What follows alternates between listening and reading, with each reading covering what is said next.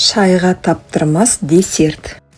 Сәлем достар, бүгін сіздермен өте жеңіл әрі дәмді пирог рецептісімен бөлісемін. Шайға таптырмас, жұмсақ әрі хош иісті десерт. Қамыры үшін жұмыртқа, қант, өсімдік майын құйып, жақсылап араластырамыз. Содан кейін айранды құямыз да қайтадан араластырамыз.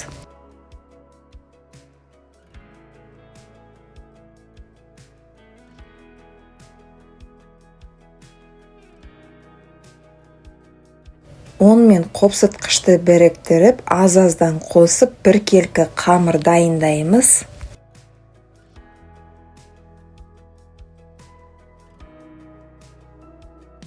Бізде осындай масса шығуы керек.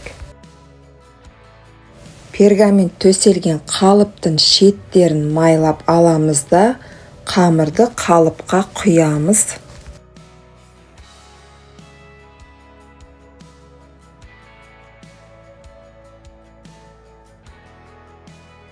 Енді үстіне сүзбе мен қарақатты саламыз.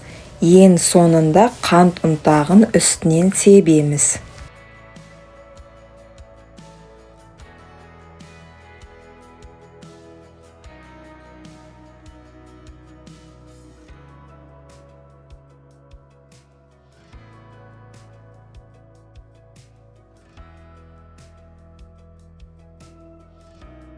Қызып тұрған 180 градус ыстық пеште 35-40 минут пісіреміз. Дайын болғанда шпажкамен тексереміз.